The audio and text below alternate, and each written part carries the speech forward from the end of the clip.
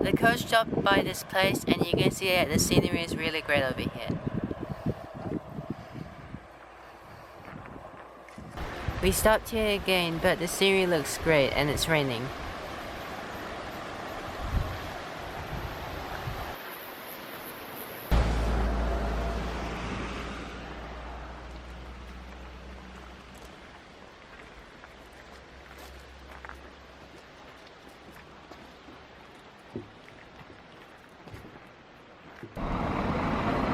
The coach stopped here so we could walk along this track.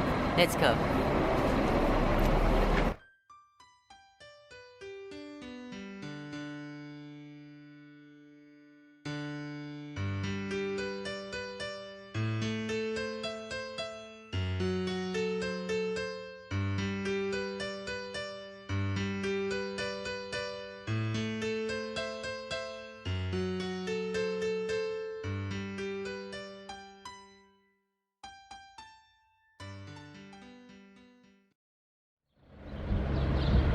It's our third day in Queenstown and we woke up really early today, so you can see that it's really quiet on the streets. And now we're gonna go to the Milford via bus and we're really excited about it.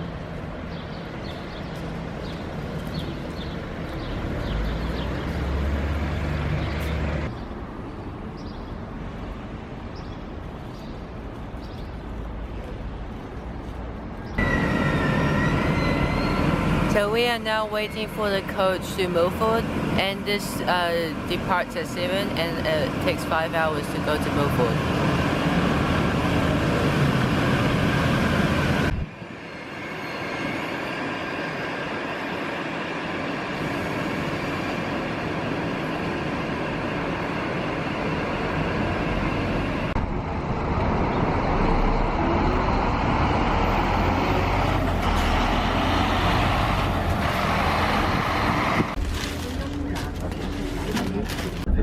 From your wallet if he catches you without your seatbelt on. Please notice how I've emphasised you. It comes out of your wallet, not mine. So just for your safety and the safety of your bank balance, keep those seatbelts fastened as we travel along.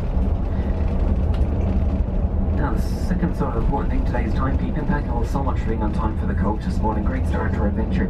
And the clock that we worked to today just up here top left, and I'll give you the departure time. Travelling through the mountains, no cell phone service or signal, and the Wi-Fi won't work either. So switching on all the time, I've got no control over it. But if it's not working, it's because of a lack of cell phone signal. The air conditioning on the coach got it set to 24 degrees Celsius, usually a comfortable temperature. If it's too warm or too cold, just let me know. We'll see what we can do. But 23, 24 seems pretty comfortable. Have a look above your head there. Reading lamps available should we have a solar eclipse. I think it's unlikely, but best to be prepared. Have a look at New Zealand. Now it is the longest lake in the country. It's 82 kilometres long from one end to the other. That's about 51, 52 miles. At the very north end, fed by the Dart and Maurice rivers, having their sources in the Mount-inspired National Park region of the glaciers. And the lake goes down south. The way we're travelling to the town of Kingston, we're going to pass by Kingston in about 20 minutes or so.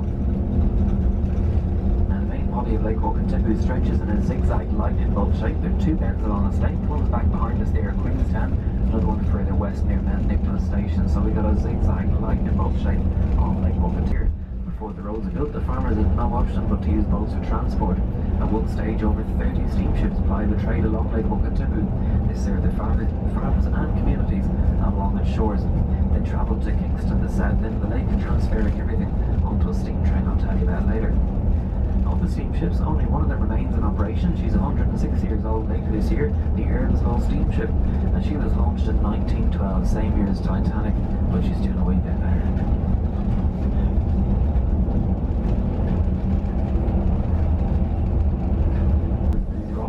Away by the glacier, pushed along, frozen inside, and when the glacier melted and retreated, they were laid down on the valley floor forever. And around the base of some of the trees, you'll see there's a chemical or acid drum that's been grazing crops being grown. And it's a nursery area for this year's young animals. We got the lambs, the calves, and the fawns grazing here during spring, summer, and autumn. And they grow lots of crops around here, mostly winter feed for farmland.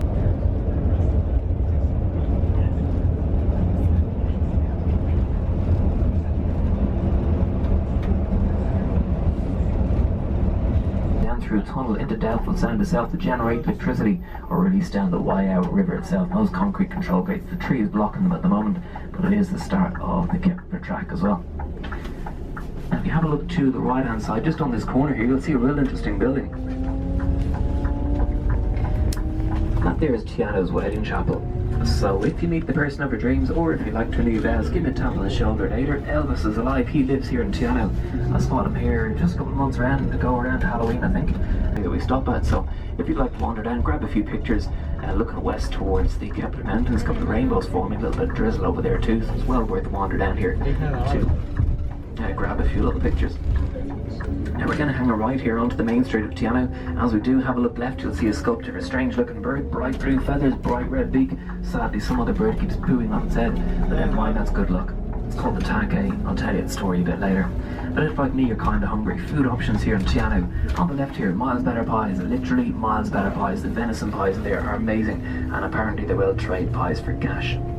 And coming up on the left here, we have bacon and eggs, 10 bucks a Bailey's. Sounds like a good deal. It's not, because they're very, very slow with their service. So by the time your food comes out, it's kind of time for us to go. So unfortunately, I don't recommend them. On the right there, Foursquare Supermarket, ATMs either side if you want to grab some nibblies for the journey. Lots of other cafes along the main street of Te Anau. So if the location where we stopped this morning is too busy for your liking, you do have other options. But let them know, please, you're travelling on a coach tour. They bring out your food as efficiently as they can. And I do recommend you order any food you'd like to enjoy as soon as we arrive. Other coaches are arriving from Queenstown. This area can become rather busy here in the mornings. And this is where we stop here, the Kiwi Country Cafe here in Te Anau. So we got the cafe front end of the building, souvenir shop down toward the back. There are restrooms available. The coach stopped at Te Anau, a small town, for a 30-minute break, so we can have some food.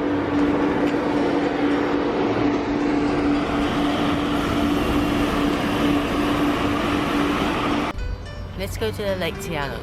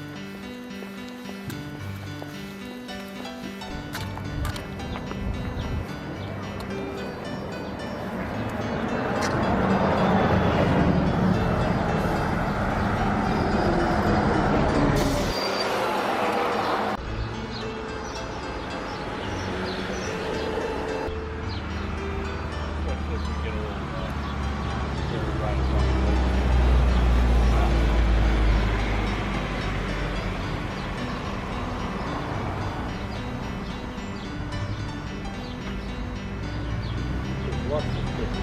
We can bypass that. Go straight to the second one. We have to stay in.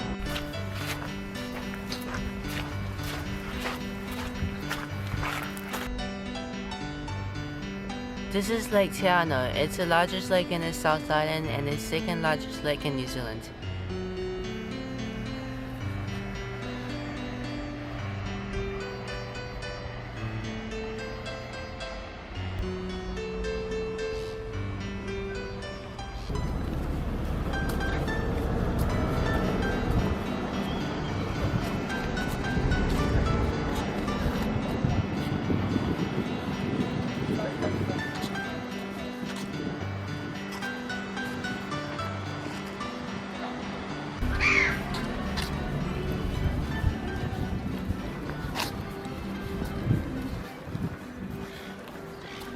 Was to try to find a tribe of Maori who are believed to live high up in the mountains and have never come out to the shores of Lake Te Anau. They're called the Lost Tribe. Now the second name of their expedition was to find a cave with swirling waters, which Te Anau is named for. Te Anau is a Maori name and a transit since the 1920s. It's been a national park since 1952. It's under the care and control of New Zealand's Department of Conservation. They look after all 14 Te Anau World Heritage Area. Te Anau is arrivals here in New Zealand were Maori. They arrived here on their great ocean-going canoes or waka from the Polynesian. They established a settlement near Milford Sound. They harvested Te Anau or greenstone from Anita Bay, which is where the fjord meets the Tasman Sea. The Great Barrier Reef and the Grand Canyon, the full protection of the United and taken long walks in the mountains. Many mountains, peaks and valleys around here remain unnamed to this day. And there is only one highway through Fiordland. That's the highway we're travelling at the moment. And you will notice next to the highway there are no power or telephone cables. All electricity needed at Milford Sound is generated by hydro. That's at unforgettable. As you can see, Fiordland is a pristine natural environment. The Department of Conservation, with the help of the United Nations, they're working really hard to get inside of the valley. They're called the Livingston Mountains. The mountains on the left side of the valley, living up to the name today, they're called the Earl Mountains, but they're better known as the Misty Mountains from the Lord of the Rings. And the very first of the movies, The Fellowship of the Rings, about 3 or 4 minutes into it, the narrator introduces the Misty Mountains, and at the very same time a helicopter flies from behind us along this main mountain range here and films those Misty Mountains. So if you watch the first 3, now we're going to roll in here to this next little lookout area. If you do want to step off the coach, grab a few photos and have a wee look around. If you're travelling by yourself or if you're in a group, if you'd like a picture taken, don't. The coach stopped by this place and you can see that the scenery is really great over here.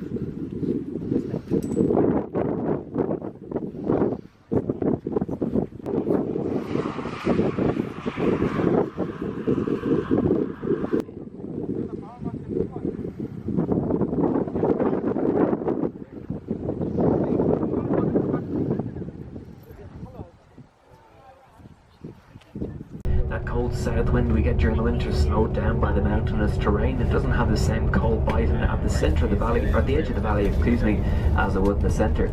Also, we have more rainwater trickling down those mountainsides, more a layer of soil allowing plants like trees to get a foothold on the mountain and to get enough food to survive. So small plants in the middle of the valley, bigger plants like trees, time to time. And that happened back in September 2012, a time I'll never forget. We had torrential rain for the right, flowed directly across the road and across the valley to the west side of the river, west side of the valley, the west branch, and you can see over there. When the flood waters are seen, and this road was covered in driftwood, have a look down to the lead of birds. Often we see a south-island robin hopping around here, little grey bird and tiny narrow leg. The coach stopped here so we could walk along this track. Let's go.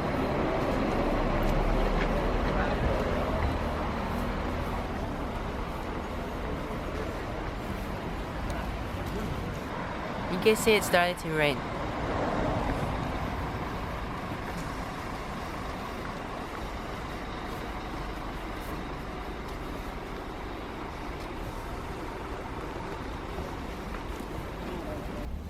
This is Mirror Lake.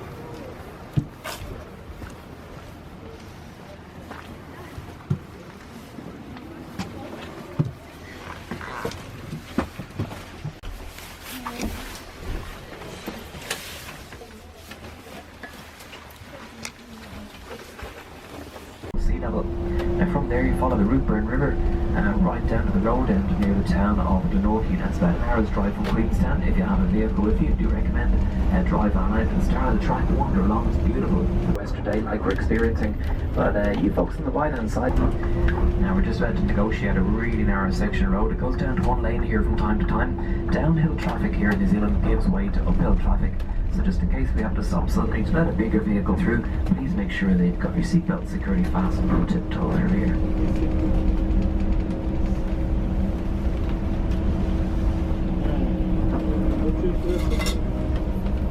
Starting to grow as well. It's a sign of the increased amounts of rainfall we experience here on the west side of these mountains compared to the east side. Rainwater feeding now. I'll hold back here, go ahead and get the phone sorted. It's really nice in there. It's 4 degrees Celsius on average. Yeah, very, very refreshing. Now we're just going to roll off the bridge here. I'm going to be above us.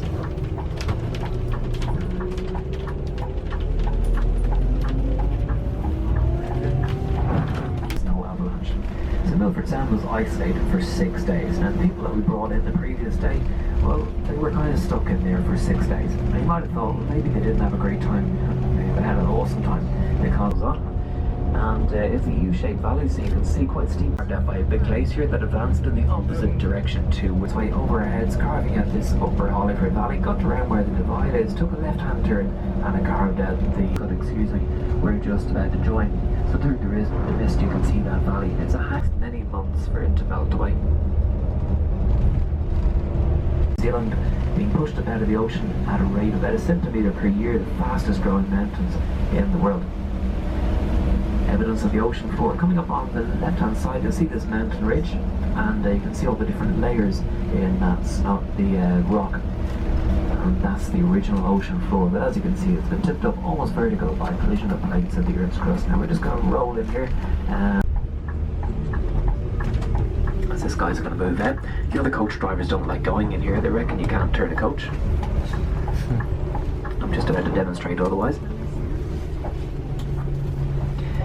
So you have a creek to our left hand side there if you want to fill up your water bottle. That's an awesome place to do it. I'm going to do the same.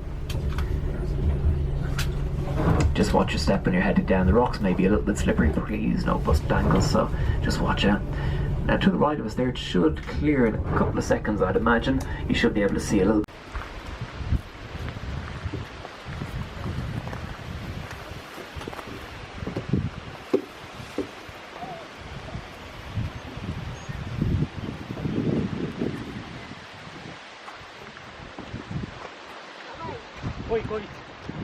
कोई इधर road cross करो ना गाड़ी जब से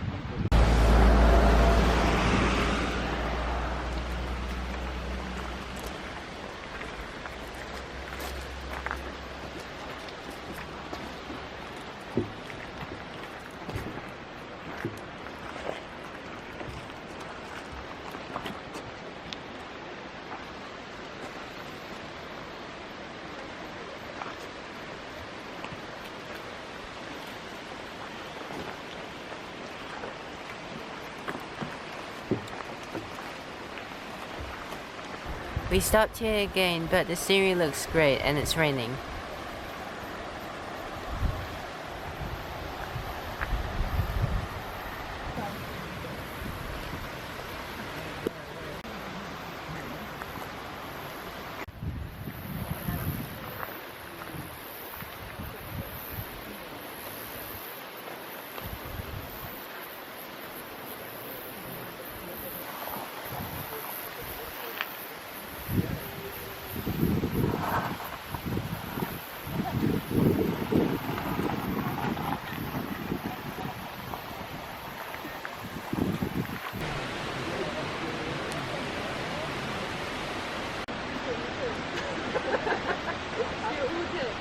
Yesterday, these waterfalls were not running.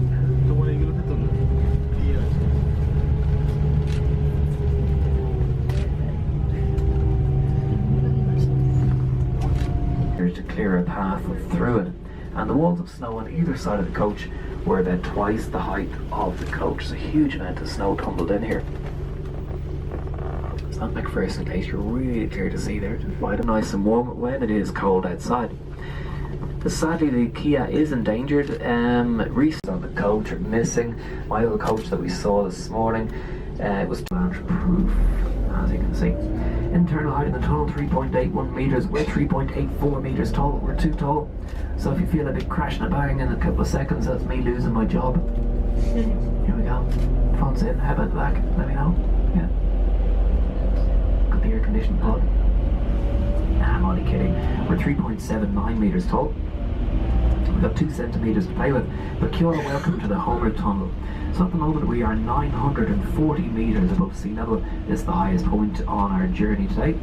We're just about to begin our descent. As we head down through, we lose 120 vertical metres of altitude. We will emerge to the Clevi Valley at an altitude of 820 metres above sea level.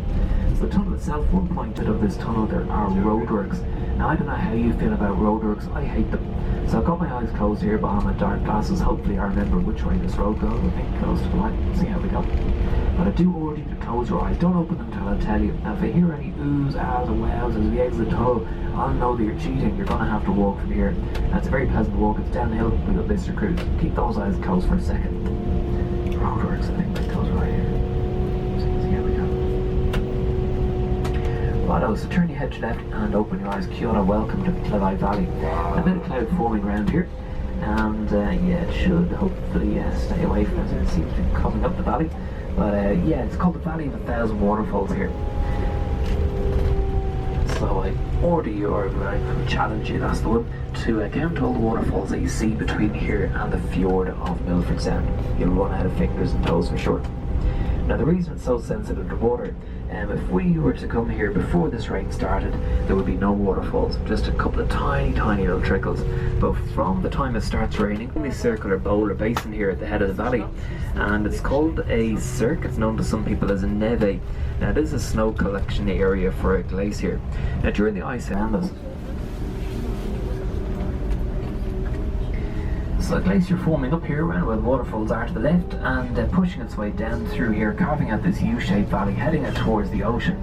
As it was heading out toward the ocean, it was joined by other glaciers carving out other valleys. We'll see other valleys joining us as we travel down. And these glaciers all collided, and they formed one huge glacier, which did slide its way right out off the southwest coast of the South Island into the Tasman Sea.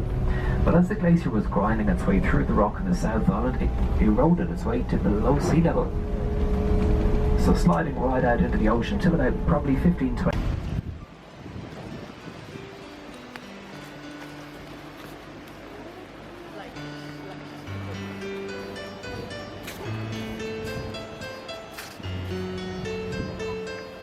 We are going to board this cruise for 1.5 hours.